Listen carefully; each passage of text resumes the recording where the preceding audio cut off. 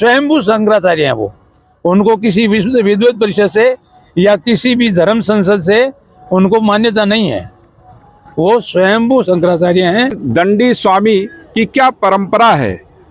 मेले में कई जगहों पर दंड धारण किए भी दंडी स्वामी महाराज दिख जाते हैं, बगैर दंड के भी दिख जाते हैं। महाराज जी से जानेंगे कि दोनों में अंतर क्या है और परंपरा क्या है, क्यों दंडी स्वामी महाराज जी पूरे मेले में जहां देखिए अगर कहीं भंडारा है, कुछ है, या जो कल्पवासी हैं वह भी, उनका भी कल्पवास तब तक पूरा नहीं होता जब तक दंडी स्वामी महाराज जी वहां भोजन प्रसाद ग्रहण नहीं करते, अपना आशीर्वाद प्रदान नहीं करते।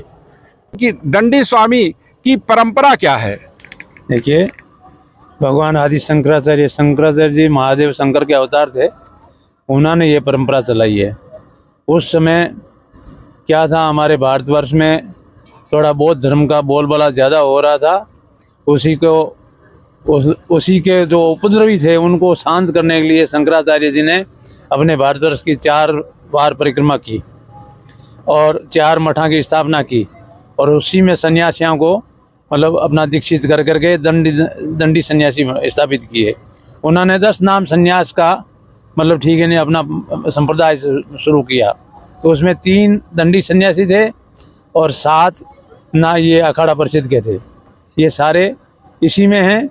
और इसमें 3 सन्यासी जो हैं ये आश्रम, सरस्वती और तीर्थ, ये 3 जो है दंडी सन्यासी होते हैं। ये नारायण स्वरूप होते हैं। इनके हाथ में जो दंड है ये ब्रह्म दंड कहलाता है। इसको जब दंड की दीक्षा होती है, गुरु दंड देते हैं, तब क्या है, इस दंड का विधि विधान से पूजन और वो अभिषेक होकर के फिर ब्रह्म दंड दिया जाता है, तब वो दंडी सन्यासी कहलाता है। फिर दंड मातर धारिये नरो नारायण भवेत, तो क्या होता है कि नर नारायण का रूप बन जाता है। फिर इसीलिए इस मेले का कारण नहीं, ये तो महाकुंभ है, 144 साल बाद में आया है और विचित्र कुंभ है ये तो। फिर भी हर 6ठे साल जो आधा कुंभ आता है उसमें भी, और हर साल जो महाकुंभ मेला आता है उसमें भी दंडी सन्यासियों का यहाँ प्रयागराज में विशेष महत्व है। और यहाँ कल्पवास करने वाले हर सन्यासी को भोजन करा करके नारायण को भोग लगाने का अपना मतलब मानते हैं। क्यों? नारायण के आत्मा में, पेट में सारा संसार रहता है, और सारा संसार अगर नारायण के पेट में, एक सन्यासी को भोजन कराने से हमारे को पूरे संसार को भोजन कराने का पुण्य प्राप्त होता है। इसलिए सन्यासियों को भोजन कराने का विशेष महत्व है इसमें। और दंड जिसके हाथ में है वो ब्रह्मदंडी है, वो दंडी सन्यासी है। इनको मतलब सब लोग, सभी साधु समाज विशेष सम्मान देते हैं। महाराज जी, जो दंडी स्वामी हम देखते हैं यहाँ पर मेला क्षेत्र में, तो कुछ के पास दंड रहता है, कुछ लोगों के पास दंड नहीं रहता है, तो ये भेद क्या है? इसमें ऐसा है, दंडी सन्यासियों के पास दंड रहता है और दंडी सन्यासियों के पास बिना दंड का जो आदमी चल रहा है ना, वो दंडी सन्यासी नहीं है, वो उन सन्यासी का ब्रह्मचारी है।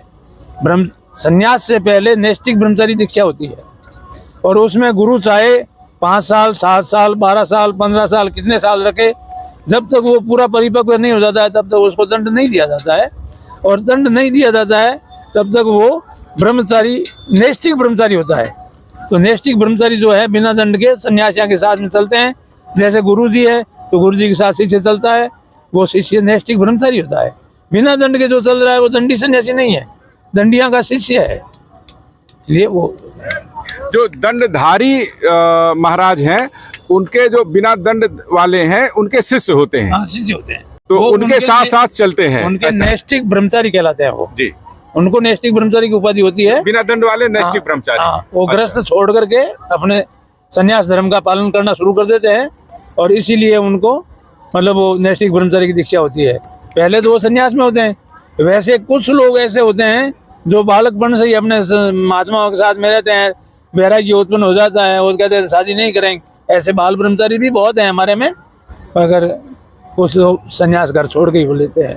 महाराज जी, एक बात जरा और बताएं कि जो कल्पवासी आते हैं, वो सभी कल्पवासी अपने, जब कल्पवास उनका खत्म होने वाला होता है उसके पहले दंडी सन्यासियों को भोजन जरूर कराते हैं, बिल्कुल। बगैर भोजन कराए जाते नहीं, कहते हैं कि भाई कराएंगे नहीं हमारा कल्पवास पूरा नहीं होगा। तो इसके पीछे क्या कहानी, क्या किस्सा, क्या धर्म है, थोड़ा बताएं। इसमें किस्सा कहानी कुछ नहीं है, इसमें यही भावना रहती है कि भाई हम यहाँ आए हैं तो पुण्य का लाभ लें, और उस पुण्य का लाभ अगर हम सृष्टि को भोजन करवाते हैं तो और भी अच्छा होता है। इसलिए नारायण रूप दंडी सन्यासी को भोजन करवा देते हैं कि भाई हमने संसार को भोजन करवा दिया। महाराज जी एक और थोड़ा मैं जानना चाह रहा था, जैसे आप दंड धारण करते हैं, हमने देखा जो अपने चारों शंकराचार्य जी लोग होते हैं वह भी दंड लिए चलते हैं, तो इस दंड और उस दंड में क्या कोई भेद है, या यही जो दंडी सन्यासी हैं यही लोग आगे चल के शंकराचार्य पदों पर विभूषित किए जाते हैं? मैंने आपको पहले बताया कि आश्रम नामा, सरस्वती और तीर्थ, ये 3 प्रकार के दंडी सन्यासी हैं, और उन 3 प्रकार के जो दंडी सन्यासी हैं उनका तीनों का दंड भी पृथक पृथक है। मगर जो शंकराचार्य हैं, जो शंकराचार्य गद्दी पर बैठे हैं, वो साधारण सन्यासी नहीं होते हैं। उनकी बहुत सारी परीक्षाएं होती है, वो सारी परीक्षाएं उत्तीर्ण करने के बाद में चारों शंकराचार्य और काशी की धर्म संसद, विद्वत परिषद सब मिलकर के शंकराचार्य को नियुक्त करती है। उसके बाद में ऋषिकेश में इनका गुरु मतलब आश्रम है जहाँ से उनको मान्यता प्राप्त होती है, तब सन्यासी शंकराचार्य बनते हैं। वैसे शंकराचार्य नहीं बनते, सीधे सीधे शंकराचार्य नहीं बन सकता कोई। वैसे आज देखो लोकतंत्र है, स्वतंत्रता तंत्र है, ये मतलब ठीक है, अभिव्यक्ति की आजादी है, महाराज जी सब लोग कई अपने नाम के आगे शंकराचार्य की उपाधि लगा रहे हैं। मैं उनको नहीं मानता हूँ, वो फर्जी है सब। अच्छा, ये जैसे आपने एक बात को आगे बढ़ा दिया कि जो महाकुंभ मेला चल रहा है, इसमें जगह जगह जो पोस्टर बैनर लगे हुए हैं, तमाम साधु संतों के ने अपने नाम के आगे शंकराचार्य का पद लिख रखा है, तो ये क्या मामला है? और शंकराचार्य के पद को लेकर के विवाद भी अक्सर उठता रहता है, उठेगा तो ये क्या है? बिल्कुल उठेगा। देखिए, मैंने आपको पहले ही बता दिया कि भाई आज ये अपने मतलब ठीक है अभिव्यक्ति की आजादी है। मैं अपना नाम लगा करके बोलते, स्वयंभू शंकराचार्य हैं वो, उनको किसी विद्वत परिषद से या किसी भी धर्म संसद से उनको मान्यता नहीं है। वो स्वयंभू शंकराचार्य हैं, और स्वयंभू शंकराचार्य को हम लोग नहीं मानते हैं। अब हम उनको मना नहीं कर सकते हैं कि तुम शंकराचार्य मत देखो, क्या कि आज युग दूसरा है। पहले तो ये होता नहीं था, अब होने लग गया। आज जो मेले में देख रहे हैं उसमें कल्पना ज्यादा है और हकीकत कम है। हकीकत ये 4 जो मठ है उनके जो शंकराचार्य है वही शंकराचार्य है। असली शंकराचार्य सिर्फ 4 ही है। आपने कहा कि कल्पना ज्यादा है, हाँ। और सच कम है, तो ये क्या है? ये जो आप देख रहे हैं जी, ये आया कोई भी महामंडलेश्वर बन गया, आया कोई भी मतलब ठीक है नहीं कि शंकराचार्य बन गया। ये क्या है? ये मनोनीति है। ये अपने अपने मन से विचार करके हो जाते हैं, अपने स्वयं भी हो जाते हैं। अपने 4 आदमी का ग्रुप बनाया, उन्होंने शंकराचार्य घोषित कर दिया, जयकारा कर दिया। ये नहीं होता है, ये सब गलत है, इनको मैं समर्थन नहीं करता हूँ। ये जो अखाड़ा वाले तमाम महामंडलेश्वर बना दे रहे हैं, तो ये क्या परंपराओं का पालन नहीं कर रहे हैं क्या? नहीं, ऐसा नहीं है। अखाड़ा वाला जो महामंडलेश्वर बना रहे हैं ना, उसमें कुछ परंपराओं का उल्लंघन हो रहा है। सारा उल्लंघन नहीं हो रहा है, कुछ उल्लंघन हो रहा है। अच्छा महाराज जी, आपने बातचीत की शुरुआत में ही यह कहा कि यह महाकुंभ बिल्कुल विचित्र है, अलग है, दिव्य है। विचित्र, दिव्य, अलग। हाँ, अलग का मतलब यह है दिव्य है, तो वो क्या है, अलग क्यों है? 12 साल से एक महाकुंभ आता है जी, 12 साल से एक पूर्ण कुंभ आता है, और जब 11 कुंभ निकल के 12वां कुंभ आता है तब महाकुंभ बनता है उसका, यानी 144 साल के बाद में आता है। इसलिए हम लोगों के लिए, जितने भी यहाँ हैं या जहाँ जितने भी इस कुंभ में आए हुए हैं, आज करोड़ों की संख्या में आए हैं, उनके जीवन में दोबारा ये कुंभ नहीं आना है। माघ, अर्धकुंभ, कुंभ, महाकुंभ सन्यासी परंपरा है, थोड़ा सा इस परंपरा के बारे में बताएं।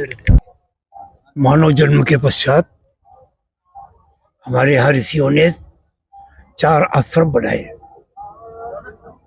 पहला ब्रह्मचर्य आश्रम, दूसरा गृहस्थ आश्रम, तीसरा वानप्रस्थ, चौथा संन्यास। ये जीवन का अंतिम आश्रम है। इसलिए हमारे यहाँ ये व्यवस्था है कि प्रत्येक को अंत समय तक संन्यास धर्म को ग्रहण करना आवश्यक है। अंदर मत करो भैया। और ये चारों आश्रम हमारे शंकराचार्य जी के द्वारा बनाए हुए हैं और उन्हीं का हम लोग पालन करते हुए अपने ज्ञान पथ में अग्रसर होते हैं मुक्ति के लिए। उसी के लिए तपस्या करते हैं और नारायण में अपने को समाहित करते हैं।